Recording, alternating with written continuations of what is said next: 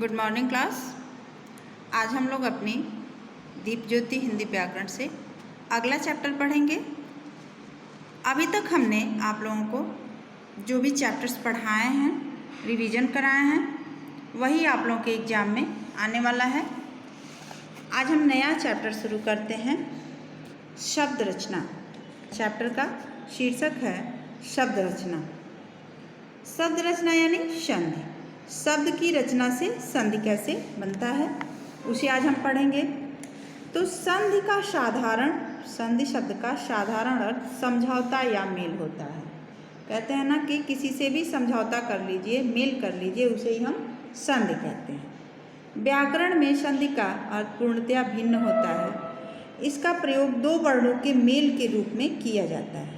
जब दो वर्ण मिलते हैं, दो अक्षर मिलते हैं, तो उसे हम संधि कहते हैं और एक नए शब्द की रचना होती है।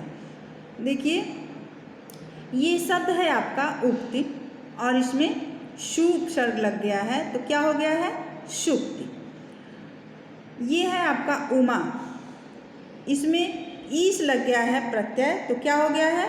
उमेश। तो ये नए शब्द की रचना हुई किससे? उपसर्ग और प्रत्यय के द्वारा। ये है अत्यंत, आपका शब्द है अंत और अति उपसर्ग लगा है, तो क्या हो गया है? अत्यंत। ऋषि है आपका शब्द और महा लग गया उपसर्ग, तो क्या हो गया है? महर्षि। ठीक है। सूक्ति, अत्यंत, उमेश और महर्षि शब्द वर्णों के मेल से बने हैं। दो वर्णों के मेल से वर्णों का नया बदला हुआ रूप संधि कहलाता है। देखिए, ध्यान दीजिए, दो वर्णों के मेल से, वर्णों मतलब जो अक्षर हमारा मिलता है, वही कह रहे हैं कि दो वर्णों के मेल से वर्णों का नया बदला हुआ रूप संधि कहलाता है। जो वर्ण का रूप बदल जाता है उसे हम क्या कहते हैं? संधि कहते हैं। ठीक है। संधि के तीन भेद हैं, स्वर संधि, व्यंजन संधि और विसर्ग संधि। स्वर संधि क्या है? दो स्वरों के मेल से होने वाले परिवर्तन स्वर संधि कहलाते हैं। स्वर संधि का 5 भेद होते हैं: दीर्घ संधि, गुण संधि, वृद्धि संधि, यड़ संधि और आयाति संधि। देखिए, स्वर संधि किसे कहते हैं, इसे हम अच्छे से समझेंगे। दो स्वरों के मेल से, जिसमें सिर्फ स्वर ही मिलते हैं, स्वरों को स्वरों से मिलाया जाता है, जोड़ा जाता है, उसे स्वर संधि कहते हैं। ठीक है। अब पहला है दीर्घ संधि। दीर्घ संधि जब अ, आ, ई, उ और उ का मेल अ, आ, ई, उ से होता है, तब इनका रूप दीर्घ अर्थात आ, ई, उ हो जाता है। समझ रहे हैं ना? जैसे ये अ है, अ क्या है? और अ प्लस अ मिला देंगे तो आ हो जाएगा, अ प्लस आ मिलाएंगे तो आ हो जाएगा, ये दीर्घ संधि हो जाएगा। आ प्लस अ मिलाएंगे तब भी आ होगा, आ प्लस आ मिलाएंगे तब भी आ होगा, तो ये क्या हो गया? दीर्घ संधि हो गया। छोटी ई और छोटी ई मिलाएंगे तो बड़ी ई हो गया, छोटी ई बड़ी मिलाएंगे तो बड़ी ई हो गया। अब देखिए, हम ई मिलाते हैं तो भी ई ही बड़ी ई होता है, अतः ये भी दीर्घ संधि है। उ प्लस उ मिलाएंगे, छोटा उ और छोटा उ मिलाएंगे तो बड़ा उ होगा, छोटा उ बड़ा उ मिलाएंगे तब भी बड़ा उ होगा, बड़ा उ छोटा उ मिलाएंगे तब भी बड़ा उ होगा, और उ मिलाएंगे बड़ा उ तब भी बड़ा उ होगा। मतलब ये दीर्घ संधि है। स्वर को स्वर से मिलाने से क्या होता है? स्वर संधि होता है। और जब हम अ, आ, ई, उ और उ का मेल अ, आ, ई, उ से होता है, तब इनका रूप दीर्घ अर्थात बड़ा हो जाता है। ठीक है। अब दूसरा है हमारा गुण संधि। गुण संधि क्या होता है? अ, आ और ई स्वर मिलते हैं तो ए बन जाते हैं। अ, आ, उ स्वर मिलते हैं तो ओ बन जाते हैं।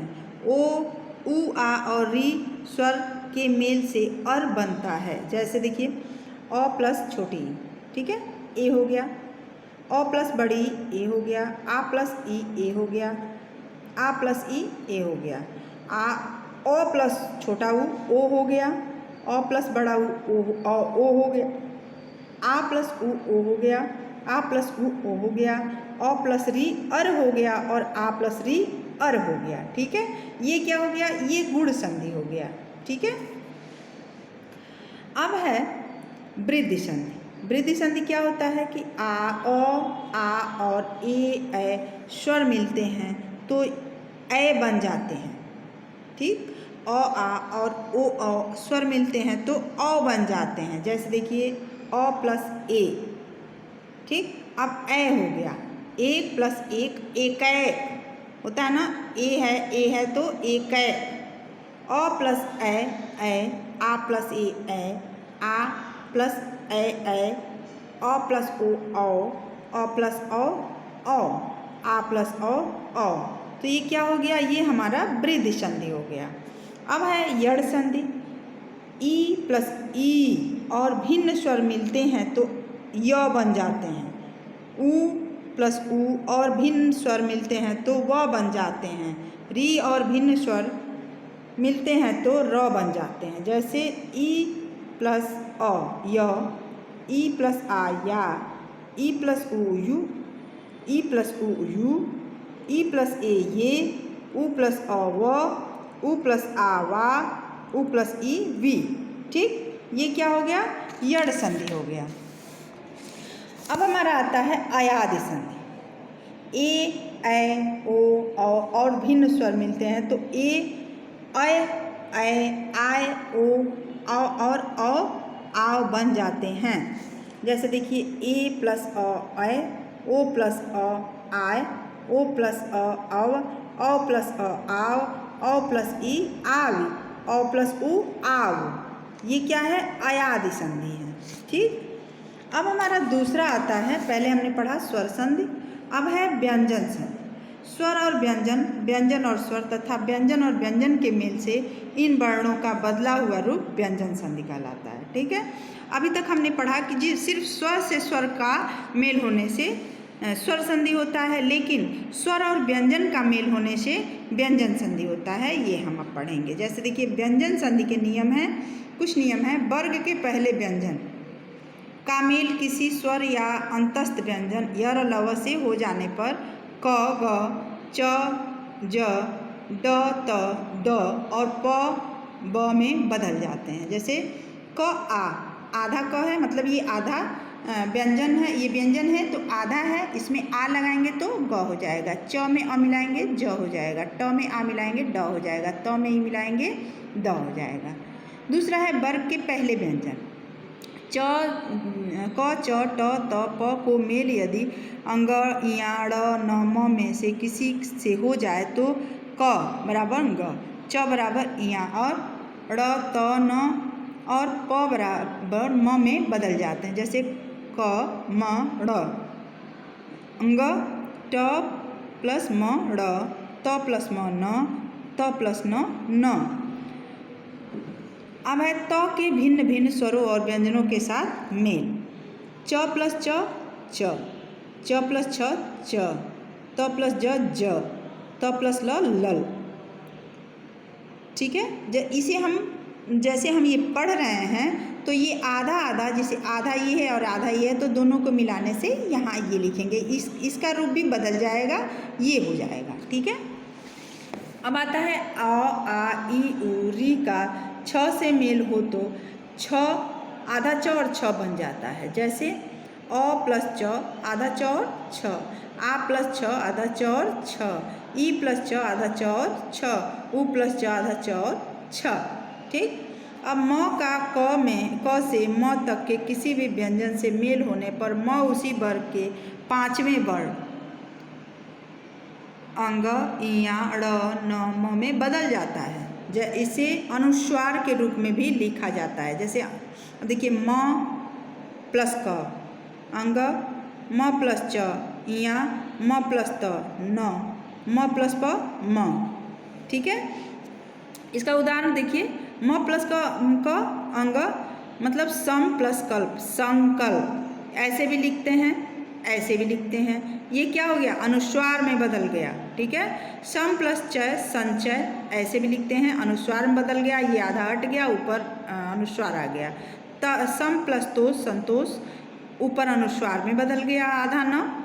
सम प्लस पूर्ण संपूर्ण, तो यहाँ आधा म हट के ऊपर अनुस्वार पे चला गया। ठीक है, अब है म का अंतस्थ व्यंजनों य र ल व या ऊष्म व्यंजनों श ख श से मेल हो जाए तो म अनुस्वार में बदल जाता है। ठीक है, जैसे देखिए म प्लस य मैं, सम प्लस योग संयोग, म प्लस र सम प्लस रक्षक संरक्षक, म प्लस ल क्या हो गया समलग्न।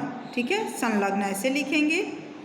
म प्लस व म वाद संवाद, म प्लस संशय संशय, सम प्लस स म प्लस स संसार संसार, म प्लस ह संहार संहार। ठीक है, अब न का मेल री र स से हो तो न ड़ बन जाता है। देखिए री न ऋण तो ऋण हो गया, र प्लस न भर न भरण हो गया, श प्लस न भूष न तो भूषण हो गया। ठीक है, तीसरा है विसर्ग संधि। विसर्ग के बाद स्वर या व्यंजन आने पर उनके मेल से जो परिवर्तन होता है उसे विसर्ग संधि कहते हैं। जैसे देखिए विसर्ग संधि के नियम। विसर्ग का ओ में परिवर्तन, यदि विसर्ग से पहले अ हो और विसर्ग का योग अ या आ किसी भी तीसरे चौथे पांचवें वर्ण अथवा य र ल व ह से हो तो विसर्ग ओ में बदल जाता है। जैसे मनः बल मनोबल, मनहरथ मनोरथ, मनहर मनोहर, मनयोग मनोयोग। अब विसर्ग का र में परिवर्तन, यदि विसर्ग से पहले अ आ से अलग होकर स्वर हो और विसर्ग का मेल किसी तीसरे वर्ग के तीसरे चौथे पांचवें वर्ण या य र ल व ह से हो तो विसर्ग परिवर्तित होकर र हो जाता है। जैसे निर्जल निर्जल, दुर्जन दुर्जन, नि आशा निराशा, निर्मल निर्मल। विसर्ग का स में परिवर्तन, यदि विसर्ग से पहले कोई स्वर हो और उसका मेल च छ स से हो तो विसर्ग स में परिवर्तित हो जाता है। जैसे दुश्चरित दुश्चरित, निश्चल निश्चल, हरिश्चंद्र हरिश्चंद्र, निश्चय निश्चय। विसर्ग का स में परिवर्तन, यदि विसर्ग का मेल त स से हो तो विसर्ग स में परिवर्तित हो जाता है। जैसे नमस्ते नमस्ते, निह संतान निस्संतान, नितेज निस्तेज, दुस्साहस दुस्साहस। विसर्ग का स में परिवर्तन, यदि किसी विसर्ग से पहले ई ड हो और विसर्ग को मेल क ख ट ठ प फ से हो तो विसर्ग स में परिवर्तित हो जाता है। जैसे निपाप निष्पाप, दुष्कर्म दुष्कर्म, निपरिणाम दुपरिणाम दुष्परिणाम, निकपट निष्कपट। विसर्ग का लोप होना। अब देखिए विसर्ग का लोप कैसे होता है, यदि विसर्ग का मेल र से हो तो विसर्ग लुप्त हो जाता है, विसर्ग का पहला स्वर दीर्घ हो जाता है। जैसे निह योग निरोग, नीरज नीरज। यदि विसर्ग के पहले अ आ हो और विसर्ग का मेल किसी अन्य स्वर से हो तो विसर्ग लुप्त हो जाता है। जैसे ततः एव ततएव, अतएव अतएव। विसर्ग में परिवर्तन न होना, यदि विसर्ग से पहले अ हो और विसर्ग का मेल क या प से हो तो विसर्ग में परिवर्तन नहीं होता है। जैसे प्रातः काल प्रातः काल, अधः पतन अधः पतन। अब संधि विच्छेद के बारे में हम थोड़ा सा पढ़ेंगे। संधि युक्त शब्दों को अलग करने की विधि संधि विच्छेद कहलाती है। संधि युक्त शब्दों को मतलब जो मिलाए गए शब्द हैं उनको हम अलग, मतलब विच्छेद मतलब क्या होता है अलग करना, अलग करके लिखते हैं तो वो संधि विच्छेद होता है। जैसे स्वच्छ सु प्लस अच्छ स्वच्छ, पित्राज्ञा पितृ प्लस आज्ञा, पवन है पो प्लस अन, अन्वेषण अनु प्लस ऐषण, गायक गय प्लस अक, पावक पौ प्लस अक, स्वागत सु प्लस आगत, नाविक नौ प्लस एक। तो ये आप लोगों का चैप्टर था जो समझ में आ गया होगा। अब हम आगे बढ़ते हैं एक्सरसाइज की तरफ। एक्सरसाइज हमने सब भर दिया है, आप लोग इसे अपनी बुक में भर लीजिएगा। देखिए सही उत्तर पर सही का चिन्ह लगाइए। दीर्घ संधि का उदाहरण है, 3 ऑप्शन दिया है। नरेश सही है, कर लीजिए। व्यंजन संधि का उदाहरण है उल्लास मनोहर नीरज उल्लास।